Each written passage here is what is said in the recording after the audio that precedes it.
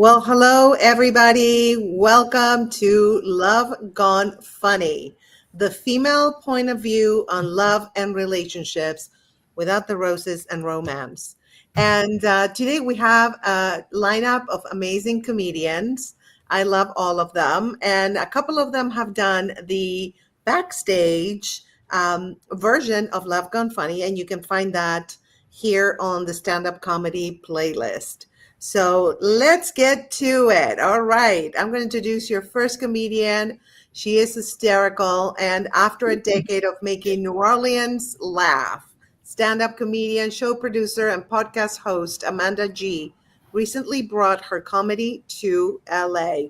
Please welcome to the stage, if I can figure out how to do this with this new thing, the fabulous Amanda G. Let's see. You now. There you are. All right. Yes. Give it up for Amanda G. Woohoo! All right. Thank you, Grace. Thank you for that intro. I'm a comedian. It is my dream as an adult. It's my dream to be a comedian, but it wasn't always my dream. When I was a kid, I had different dreams. When I was a kid, what I wanted to be when I grew up was a baseball umpire. I mean, I don't even need the padding, you know? That's what I wanted to be. I want to be a baseball umpire. It's great. I love baseball. You get to travel a lot. And my favorite thing of all, you get to tell men when they strike out. Beautiful. Beautiful. That's a home run in my book. Yes. Absolutely. I just moved from New Orleans to Los Angeles. Yes, I am gay. And I have as many disabled cats as you think I have. I have two cats that each have one eye. Oh, I got one cat with no tail. I just need two amputees and I'll have lesbian bingo, you know? I don't know why I tell people I'm gay. You saw the haircut, you get the memo. This haircut comes with a kitten and a Virginia Woolf book, you know? But we have the LGBTQIA community. We have a lot of letters. I'm the L, the first one. I'm the L, but we want to stand out, you know? So we don't just have our category, we have our subcategory. So I'm category lesbian, subcategory soft butch. And what that means for me is I've never had a problem using a women's restroom. It's never been an issue for me, but no one will arm wrestle me. That's where I'm at. I have to go by soft butch, though. Look at me. I have to go by soft butch. What are my other options? What do they give me? They give me bull dyke and carpet muncher. Can't go by that. Carpet muncher makes me think if I go to your house, I need to be like, thank God you had tile or I couldn't make it past your hallway. That's a shame. I don't know, though. My whole life, everyone knew I was gay. Even before I came out, everybody knew. Right? When I was born, my afterbirth was a tool belt. Then I just took that tool belt and I sewed my mom right back up. Thank you for laughing at that. My mom hates that joke. Like, that's not how it happened. I'm like, I'm pretty sure that's how it happened. I was there. No, I feel like, you know, being in LA, being in New Orleans, people got that I was gay. They understood it. It was great. But I travel around and I do comedy all over the place. And I go places and people don't always get it, you know? Like I was in New York. I did a week of shows in New York. I'm doing comedy. I'm at bars. And like every bar I go to, some dude is hitting on me. And I can't figure it out. I'm looking in the mirror and I'm like, nope, you're still pretty gay. What is happening here? So I'm at this one bar, right? And this first guy comes over and I'm just like, no, thank you. Get out of here. Second guy comes over. I was like, nah, man. And I see this third guy. I see him across the room. He's making eye contact with me. I know what's about to happen. I know he was doing this with his eyebrows. Ladies, they still do that in 2025. I didn't know that. No. I didn't know. I was trying to get out of there. I was trying to pay my tab, get out of there as fast as I could, but I wasn't fast enough. So this guy approaches me, and before he could say a word, I was like, sir, can't you tell that I'm really gay? And he shrugged and he's like, I just thought you were from Staten Island. Because here's the thing with Staten Island. I don't know if anybody's from there. You know this is true. Here's the thing with Staten Island. Is Staten Island makes women that look like me and men that look like Pete Davidson. The reason why is someone has to shovel the snow. It's not going to be Pete. I've seen those scrawny arms. He can hide them behind all the tattoos that he wants. It's not working. It's not working. I think it's important, especially with everything that's going on in the world. It is 2025. I think it's important for queer comics and queer people to talk about it. A lot of queer comics get on stage. They talk about being queer. I think it's so important with everything going on. It's like we have a voice, we have a microphone, we need to use it. Absolutely. Yes.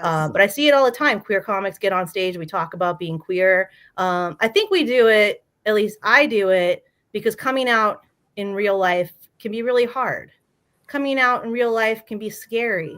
You don't know what's going to happen. Like, you know this information, you've had time to process it, and now this other person is receiving this information and they have to process it for the first time. And you don't know that reaction. Like, you could lose your friends, your family, your home. It's frightening.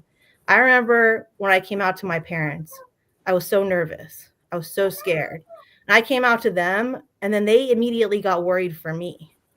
They were like, Amanda, we're worried you're going to have a hard life. And I was just like, Mom, Dad, if you're worried I'm going to have a hard life, then give me all the money. Like, give me all the money. I am fine with my identity as a lesbian, but my identity as a broke person? I'm like, Mom, Dad, get in here. Let's pray away that poor. No way.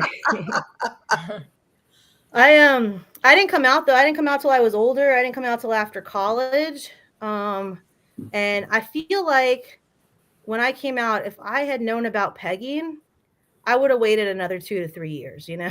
Would have waited another 2 to 3 years. Just one time when someone was like, a guy I was dating was like, I really want to be inside you right now. I wish I could have been just like, same girl. It was hard coming out though. It was hard coming out. I wasn't ready to be like, yes, I am a lesbian. So what I did was I got a really hot girlfriend and I was like, I get to see her naked. And everybody high-fived me. All was good. My first girlfriend, y'all, she was perfect. She was perfect. She was hot. She was nerdy. And she was a Jehovah's Witness. Uh-oh. I don't know if anyone has messed around with a Jehovah's Witness. I recommend it. Do it. Absolutely. First of all, they don't celebrate any holidays. None of them. I didn't have to buy her anything for her birthday. I didn't have to buy her anything for Christmas. Like, she didn't even know when her birthday was. It was amazing. It was amazing. And I'll say this. She may have been a witness in the streets, but she was a participant in the sheets. She really knew how to ring my doorbell. That one hurts us all, but I have to say it. No, it was hard though. It was hard though because I, was newly out and I wanted to go to pride parades and I wanted to hold her hand in public and I wanted to live my authentic life. But she was a Jehovah's Witness, so she was very much still in the closet. And that just led to some conflict. And so we broke up. I was devastated. This was my first girlfriend. We broke up. I texted my mom looking for some comfort. I texted my mom. I said, hey, Mom, I just got broken up with. And my mom texted me back and she said, well, I just lost my Scrabble tournament. So I guess we both had a bad weekend. I was like, yeah, Mom, my heart just got stomped on and you can't pick a consonant to save your life. We are not in the same boat here. Not at all. I wanted to get over it, so I was going to do an Eat, Pray, Love thing. But that's expensive. I couldn't afford them all. So I just picked one. I picked Eat. I was going to take myself on a 10-day trip to Italy by myself, renewal, refreshing. And right before I went, I met this girl named Emily. And I'm like, she's the one. She is the one. So I went to Italy. And I made a wish in every single fountain that Emily would be mine. And when I got back home, she was dating my first girlfriend. Oh no. Oh. Because every city is a small town when you're a lesbian. No, it was hard. It was hard being out in New Orleans. I was there for a while. They don't have any lesbian bars there. There's no lesbian bars in New Orleans. There's very few in the country. I didn't know where to meet somebody. I didn't know who's gay, who's not, who's in a relationship, who's not, who's, ready for all of this. I didn't know. So like if I wanted to meet a lady, like I would just get dressed in orange and go to Home Depot, like hoping someone would talk to me. One night I got so desperate to meet a lady, I went in my bathroom, I turned the lights off, and I said Bloody Mary 3 times. She showed up, y'all. She showed up. They just don't tell you how to make her leave. They don't. I don't know. It was tough out there, but I did. I got married. I did it. I moved on. I got married. 40 years old, I got married. Yes, thank you. My happily lesbian after. I found it. I found it. When I proposed, I'm the one that proposed, and I proposed, and I did it in public because obviously love attention, absolutely. But I didn't get down on one knee, and I had a lot of friends like, you didn't get down on one knee, and I was like, I am 40 years old. Getting down on one knee is a young person's game. I was just afraid if I got down on one knee that I wouldn't be able to get back up, I was scared of that. You can't have her find out that those vows that she's going to take for sickness and in health till death do us part. She can't find that out early, that's going to be a reality. Absolutely. But I was ready to get married. As I was getting to 40 is like dating's frustrating, it's different. It's different. Like when you're in your 20s, I don't know if we have anyone out there in their 20s. It's different. When I was in my 20s, I'd go to the bar, I'd have my wing woman, I'd meet a girl, and I'd text my wing woman, and I'd say, hey, I met this girl. I'm going to go to her house. If I get murdered, you won't hear from me tomorrow. Absolutely. And yeah, as you get to your late 30s, I would like go to the bar with my wing woman. I'd meet a girl, and I'd say, hey, I'm bringing her to my house. Because if I am unalive, it's going to be in my own bed. I have a sleep number, y'all. I'm not dying on Amber's air mattress. That's all I'm saying. I thought 40 years old. I thought that was pretty old to get married for the first time. But my wife and I, we recently went to her great Aunt Janet's wedding. And great Aunt Janet, y'all, she got married for the first time at 73 years old. Wow. Yeah, y'all can give it up for Aunt Janet. Yeah. She's finally giving it up. She's real Catholic. She took that love is patient Corinthians thing really seriously. She married Frank, 83 years old, full head of hair. It's all anyone could talk about at the wedding. Frank had a full head of hair. And I believe it because I'm 5'2" and I was taller than every single person at that wedding. Absolutely. But I'm thinking to myself, great Aunt Janet, why? Why now at 73 are you getting married for the first time? And then I realized it's a lot easier to commit the rest of your life to somebody at 73 years old. She's like, Frank, I'm going to give you 10 good years and 7 weird ones. I wanted a wedding ring. It was important for me to let people know to back up, back off. I see it at every comedy show. They see the ring, the front row completely empty. It's so wild. It's so wild. But I wanted a wedding ring. It was important for me to have one. But I don't wear jewelry. I haven't worn jewelry in 20 years. My ear holes have closed up. I don't wear a watch, bracelet, nothing. So I was worried if all of a sudden I had this expensive jewelry that I'd put it down, I'd break it, I'd just walk away and forget about it. So I wanted to get something affordable. So I went on the internet. I didn't go on Amazon, too expensive. I went on Temu, y'all. I got myself a 2-pack for $3.99. Nice. And yes, Temu has a lot of wedding rings. So if you are married, get that appraised. Absolutely. I was so excited for this Temu wedding ring to arrive. This box arrives at my house. It's a square box that just says wedding rings on it. I open it up. I put it on. It fit perfectly. unlike anything I've ever bought on Temu. Fit perfectly. I look down. I'm looking at my Temu. I'm wearing it right now. I look down at my Temu wedding ring, and I see it has 2 words on it that were not in the description and not on the box. My Temu wedding ring just says, "Keep going." And honestly, that's the best marriage advice I've ever received. It is. I don't know if it's because I got married at 40 for the first time or what, but everyone had advice for me, whether they'd never been married before, they'd been divorced 3 times. They had the magic words that were going to make my love last. You know, people would say things to me to say, Amanda, here's what you do. Don't go to bed angry. I don't know if anyone's heard that. Oh, They yeah. say, always communicate.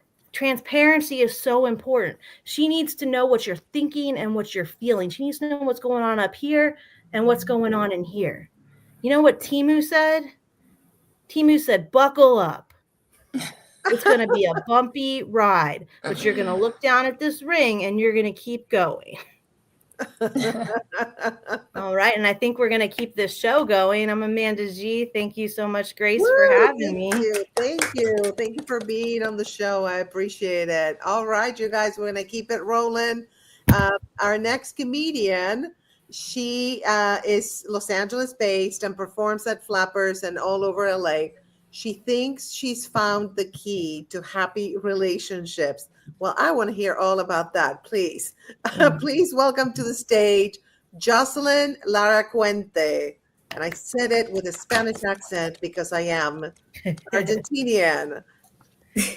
Nice. I am not actually Spanish, but my husband's Puerto Rican, so I kind of I adopted in the name, which means that for the first 3 years of marriage, I could not say it in any way, shape, or form. Oh, no. Yeah, but I've been in a long-term relationship for a while now, 31 years. Wow. And I know, right? It's crazy. And, my husband's really supportive of it too, which is really good because we really come as a package deal. And you're probably confused, oh my gosh, does she have a twin or something? Or was she like a child bride? No, and no, was not either of those things. But I have been in a marriage for my entire life with my body, in utero. We got together, we decided to sign the papers. We've been together ever since. And she really means it when we say till death do us part. Let me tell you, she does. I know one day we'll all go on our separate chapters of life or afterlife, I guess. And that'll be okay when it happens, but she's going to take everything with her when it does happen. Their bodies are so litigious. You do not even understand. It's terrible. Oh, but I am really excited to have her for the most part. I will say though, there's a couple hangups I have about my relationship with her. For one, we grew up in a white family, but I have very curly hair.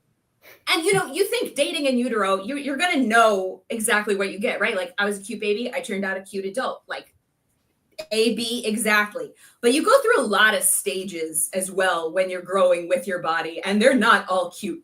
They are very much not all cute. The curls, they didn't look like this for the first 25 years. They really didn't. It was a rough time. But we're here now. That's all that matters. And now I just get to deal with the other side of my body, which is she's really dramatic. She's a melodrama girl. When life is sad, she's very sad. When life is happy, she is the ray of joy in the room. And everything else in between is she's just living life to the best. And I'm happy for her in that way. I really am. But also, man, there are times when we get dramatic, we get very dramatic. And I just wish there was an outlet. I wish there was an outlet for her, because we as stand-up comedians, we get to be funny on stage, right? There's not a place for melodrama like that. You could be okay, go be an actor, be in a soap opera. It's not the same thing. You don't get to just be oh, I just want to go do a type 5 really quick because I'm feeling really dramatic today and I just need to get it out of my system. You can't do that if you're on a melodrama. You have to wait through 4.5 acts of malarkey if you're doing Shakespeare. Like, I mean, sorry, do we want to wait 3 hours to like be able to fake our own death in a death scene in Oppenheimer? No, we should be able to go on stage at like a dramedy club or a drama club, and we should be able to become our true dramedian self and go through our arsenal of random deaths just for the people out there who just want a little bit of life that day, you know, like you could go there and maybe somebody is going through their death arsenal, right? And they are getting shot in the chest by an arrow, and they're just working around on stage, and they're going back and forth, and they're talking, and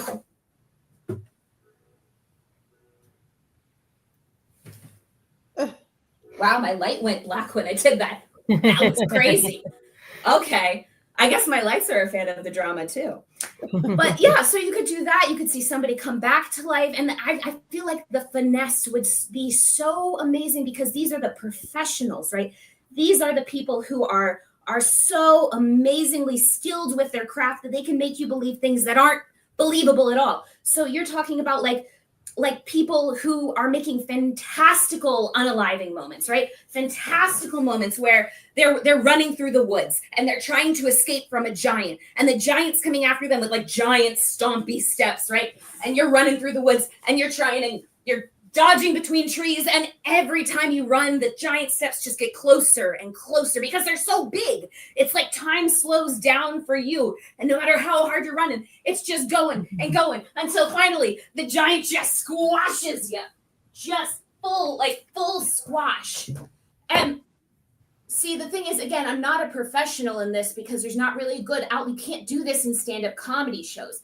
But like, I imagine that if you were a true dramedian of the craft, that like when you got squashed, you'd just be able to completely like suck everything in and pancake yourself. I really think that this would be possible. And unfortunately, like no matter how hard I try, I just can't. I have an ass that doesn't quit, you know? It's like a whole issue. So I can't get that pancake action fully down. I really just can't. I've been racking my brain on it for a while now. It's very tricky, but you know, it's okay because nobody's ever going to see it anyway, right? So that's that. And one day, maybe there will be an outlet for her dramatic side. One day, maybe me and my body will be able to go somewhere and just scream into the abyss. I can't do that today. Sometimes I can do it on normal stages because that is the one place that screaming is okay. But I will say apartments are not the same. They are not. At first, your apartment neighbors will be like, oh my gosh, and they're so loving and so kind, and then they find out you're screaming for no reason, and then they're less loving and kind about it. So I don't recommend it for anyone. I really don't. That's just kind of how that goes. But yeah, so me and my body have really been trying to develop this relationship better.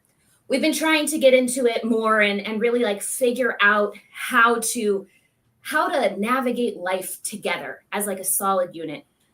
And I will say, when we're on top of it, like the world notices. When we're on top of it and we're really together, like everything clicks and people see you. It happened the other day. I was walking my dog and we were walking around the neighborhood. And this guy goes, hey, immediately I'm like, oh, I don't know if I want to deal with this today, but I turn and he's like, my friend thinks you're cute, points across the street. And now I'm like, oh, great. I'm going in that direction. And I look, no one's there. Absolutely no one. I look back at the guy and I realize that he is a homeless man and his friend is a schizophrenic episode. And honestly, in that moment, I realized that was the dream. Like, I think I checked off a bucket list item that nobody has ever checked off before. I am the dream of like a guy's imaginary friend. You know how many Inception levels you have to get in order to hit that point? I felt so good that day. That was awesome. Because then I didn't even have to talk to him. I was just like, you're a good wingman. And I kept walking. Like, it was, everyone won, you know? Everyone was successful in that moment. It was amazing. And now, of course, I'm trying to figure out how to give myself like little treats, because in long-term relationships, it's always important to make sure that your partner feels loved and appreciated. So sometimes you might be like, oh, you take your partner on a date, right? Or you know, you get some new clothes, you buy them a little sneaky snack, something like that. Just says, I love you, just a little bit. Just right now, I thought of you. Here's a little thing. But the thing about dating your body is, and you might not want to tell your body this, but it doesn't matter if you got it for free or not. Like your body does not know, right? So if you get a free sample at Costco, that is now a treat from you to your body. There you go. And one day I was riding up in the elevator in my building. I hit the button to go up to our floor. I turn back and I look in the chair rail of the elevator and I see something sticking out. And I'm like, ooh, what is this freebie for me? I pull it out and it's a nice like black shirt. I was like, oh, this is amazing. And I do have to pause for a second. Do you all believe in elevator sex? Like, do you believe it exists? Yes. Yeah? Okay, because I didn't. See, that's the thing is I did not believe it exists. There's too short of a time in between floors, you know, and you can say, oh yeah, you stop the elevator. You stop the elevator and you have that like ringing sound. Everybody's aware that the elevator has stopped. Then it's a high pressure situation. That doesn't sound enjoyable for anyone. Not to mention what you got a chair rail and you got a box with no ventilation. Like no matter if there's nobody in the building at that moment, who needs the elevator? When you leave the elevator, your aura is going to be in there for a while and everyone is going to know that something went down in that elevator. And it just seems like it's just a recipe for disaster. So when I pulled out this shirt, I was like, oh, this is a really cute shirt. It's mine now. And the more I've been thinking about it, the more I realized it's a fitted turtleneck. It didn't have any tags attached to it. It wasn't like it just fell out of a bag. It was definitely stuffed into the chair rail of that elevator. And I'm starting to think that I might be regretting my decision to take and wear that shirt on the regular just a little bit. Like I know what I did, but I'm still wearing that shirt on the regular. It's a really nice shirt, honestly. But yeah, I also do think I have to believe in elevator sex now because of that. It also makes me wonder, though, because it's a fitted turtleneck, after you get out of the elevator, what are you wearing? You know, like, are you just walking around the apartment building just in a bra? Hopefully, maybe. It's LA, so maybe not even a bra. I don't know. It just seems like a wild choice to me. But it is a really nice shirt, and you know what? Live your life. Give me a free shirt. That's okay at that point. Yeah. So we've gotten to this point with my body now where we're good. Little treats have been working. You know, we are finding good outlets for the dramatic side of myself. And now we're hitting a good rhythm when it comes to like what we're physically capable of, because like that mind-body connection is really important. That synergy within your partnership is super, super important. And so now this is kind of silly, but for like the first time in my adult life, I know most people like hit this mark when like they're teens and stuff like that. But like, I finally shimmied for the first time the other day. You guys know about the shimmy? It's a dance move. Okay. And in theory, what it is like, you're kind of shaking your shoulders back and forward, and it's a very torso centric move. Okay. And I have to explain it to you because in the past, I've not been successful with the shimmy. I'm going to stand up because I got to show you this. So again, shimmy is supposed to be like the shoulders up. It's supposed to be that, but faster, right? Every time I've shimmied for my entire life, it's just been this, which I don't know if you can tell. It's just butt. There is no upper body involved at all. It's really disappointing too, because it's not even like Shakira hips don't lie like sexy or anything like that. It's just like, I'm a golden retriever. Please give me a treat. I'm very happy to see you today. And the whole point of a shimmy is it's supposed to be like cute and flirty and dancy and fun. And here I am just being like, yeah, hips don't lie. And I don't know. It's bebopping in a whole different direction than I want it to. Oh, but the other day I was with my friend and we were in a cafe and I was sitting down and she decided she wanted to go up and she wanted to get a piece of cake. And I had this moment where I was like, oh man, I love cake. And so I went, yeah, cake. it was the perfect shimmy. Everything was moving in the right direction. Everything. It was like when you go to a therapist's office and they have those little metal balls that click clack together. That's what was going on. It was perfectly synergized the entire time. It was amazing. I've never had a feeling like that in my entire life. It's what I imagine it must be like to be like a youth discovering masturbation for the first time. Like, can I make that happen again? Like, what was I? And you're just trying to figure it out in little moments. Like, okay, I'm on the bus. Like, just no, okay, didn't get it quite right there. Oh, yeah, like, at a restaurant.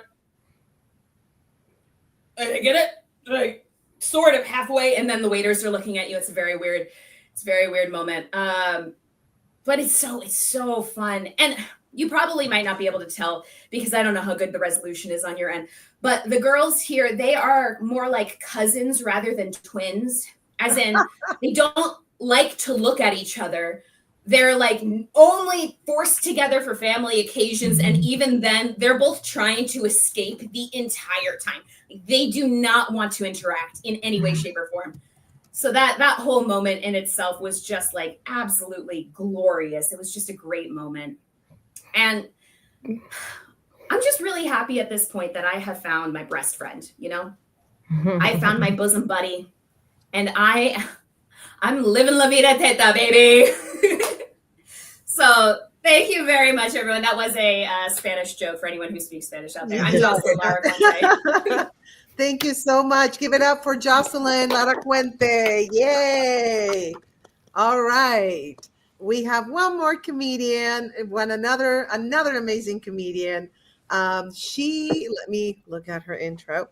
Okay, she's performed at the Comedy Store, the Crow, and at the Hollywood Fringe Festival. That's amazing. Please welcome to the stage the fabulous and funny Brianne Bonner. Did I pronounce your last name correctly? Yes. Thank you. Stop it. I can't believe it. No, it's good. Brianne Bonner. I'm just doing great. Yeah. Thank you so much, Grace, for having me on the show.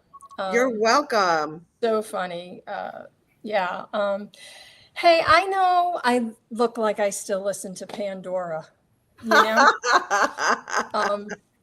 You know, the free one with the ads. Oh yeah. Ads from Long Island. Because I moved here 6 years ago. I still haven't changed my location on my Pandora. And you know, it's kind of though that I really love the ads from Long Island, especially my favorite. Hi, this is Angie from Two Brothers Pools. Two Brothers Pools, come on down to our sale. My uncle digs them, my father fills them. I think Angie might be a snitch. Hey, and listen, just before, in case I don't want to forget this, if somebody could let me know if one side of my face starts to fall in the middle of this, don't worry, I'm not having a stroke. I just started using this new face tightening cream for the first time, and I have no idea when it's going to wear off. I got it on TikTok. You have to, give it up for me because I'm 3 days abstinent from impulse purchases on social. So yay! Woo! Yeah. So anyway, I'm a mom, and my daughter is an adult, and she just got engaged a couple of months ago. And what's hard about being a mom of an adult daughter who's engaged now, who grew up telling me that she didn't ever like big weddings, I didn't prepare. Because what happens is they just get the ring on their finger and start going to everyone else's weddings, and then it changes, right? And now I'm like, stop going to weddings. Oh, no. You don't need to go. There's nothing to see there. You do not need to go. Because now it's, well, maybe we will have an engagement party. And I'm like, all right, we'll get a couple of baked ziti's and go to the roof deck. And Then this was the latest. We want to do a destination wedding. Hmm. And I'm like, oh my God. Okay. Like what? Pasadena? You know, no, a castle in Ireland. So I'm like, oh, okay, great. This is great. Okay, you want a castle? You want a castle? Let's go to the Magic Castle. Oh God. And I'm like, oh no, that's probably too expensive. Oh man, I wish they had White Castle here. There's no White Castle in California. Anyway, so I'm happy that she's found someone. I myself, I'm single. I've been divorced about 8 years, and I am not dating. I'm not dating. I was dating. I was on the apps when I first got divorced. And at first it was really easy. And I thought, oh, this is going to be a lot of fun. And then this guy messaged me, hey, what are you doing Friday night? And what do you know about phlebitis? And then it dawned on me, okay, I have nurse in my profile. So because I have been a nurse for like 38, 40 years, I really think that the dating apps for people in my age group should have a past medical history section. You know, with a complete list of medications. Yeah. Right? Right? Yes. I know. I've been doing this for 40 years. I know how it's all going down. I do. So in California here, there's this thing about like all these people that are polyamorous, right? This Yeah. polyamory. And I'm thinking, geez, I can't get one person. These people have like 3 and 4. I can't get one date. Like, I don't know what's going on. I really don't. Like Amanda's mentioned going to Lowe's or Home Depot. I forgot. Like one of my friends said, yeah, you should probably just go to Lowe's or Home Depot and act confused. I tried that. It doesn't work. Because I just couldn't let that guy leave with the wrong torque wrench.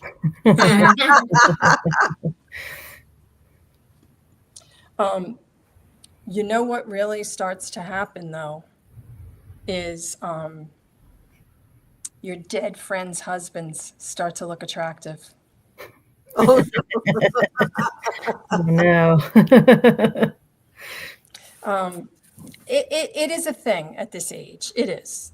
I called up my mother's friends and I asked them, and they're like, "Oh yeah, we all do it. What are you gonna do?"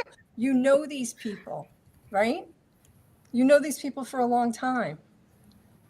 You know, and one of my friends passed away like 15 years ago, and I ran into her husband last year, and he asked me out, and I'm thinking,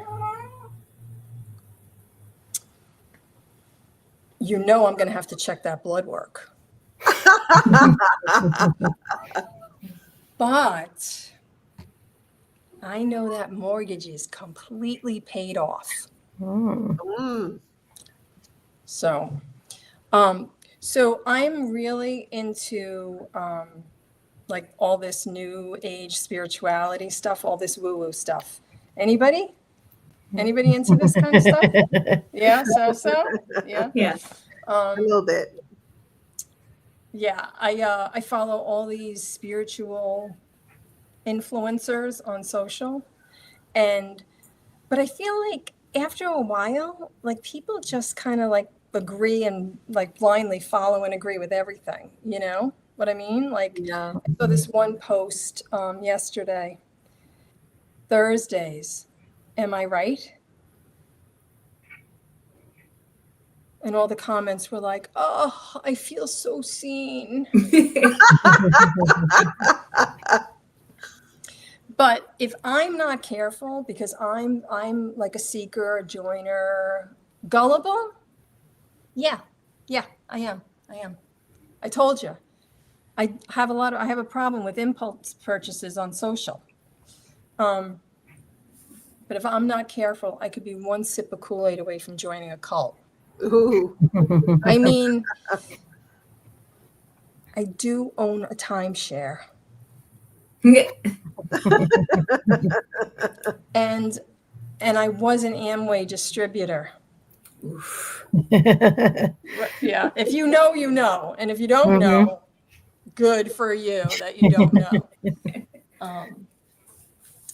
But I also love following tarot card readers on YouTube. Does anybody else? No? Okay. It pops up. I follow this one tarot card reader, Baba Jolie. I feel like she really gets me. And 10,000 other Sagittarians. But every month she tells us this is the month we're going to meet our soulmates. Yeah. And every month I believe her.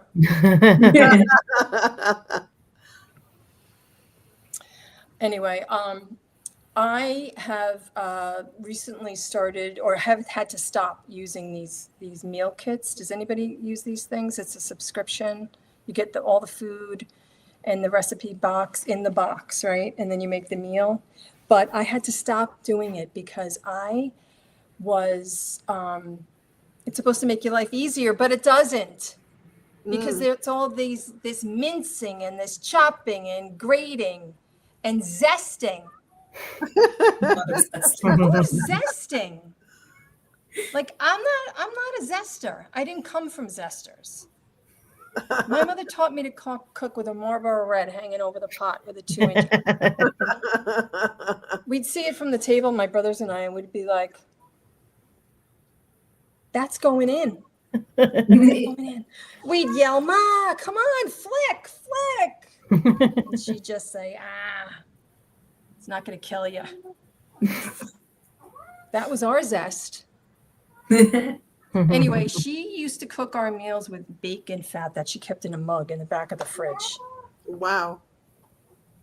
That mug was passed down from her mother with the fat. I can guarantee you I ate a pot roast in 1978 made with bacon fat from 1955.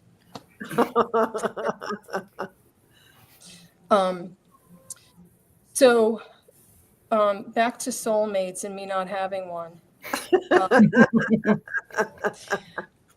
Did you ever see on Instagram that there are these psychics that will sketch out your soulmate?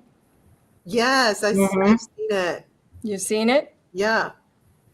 You pay someone a bunch of money and you answer like a dozen questions about yourself and what you would want in another person. And it kind of got me aggravated. Like, why do I have to answer all these questions?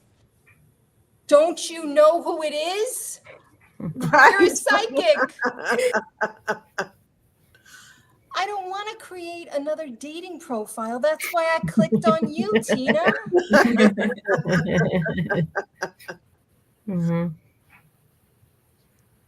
Tina charges like $49.99 and sends you a black and white sketch like a courtroom artist rendition. Yeah. If you want it in color, $9.99 extra. If you want to know where and when you're going to meet this person, $9.99 extra. If you want a backup soulmate, just in case, $9.99 extra. I mean, you could be in for like $150 for this thing. Wow. Right? But like, what am I going to do with this thing anyway? Right? Like walk around like a detective. Hey, have you seen this guy? This is my soulmate. You let me know if you see anything. Here's my card. All right, that's all I have for you tonight. Well, Thank you thank you. so Give it up for much. Brian. Thank you very much. Thank you so much for doing the show. All Thank you for right. having me. Well, thank you. Thank you. Thank you, everybody. Amanda, Jocelyn, Brian, thank you for doing Love Gone Funny and for being so funny. And we had a bunch of people on YouTube, like a few people consistently watching, which is great. And you should read the comments of the live. It's pretty fun. Uh-oh. How do we see that? When you do the replay, you will see them. You will see the comments. They're going to be on the right side. So I'm going to make sure that, let me see, hold on. Let me make sure that, Are we still yeah, on? there's a live, yes, yes. There's a live chat replay. So anybody that is watching can look at the comments on the side. All right. Well, this was great. We're not going to have a show in December. We might have one in January for sure, in February. And thank you guys for tuning in. Thank you to all the comics. And we'll see you in about a month and a half or something like that. Yeah. All right. Let me end this stream on YouTube. Bye, guys. All right. So here, okay. So yeah, we're done on YouTube. All right.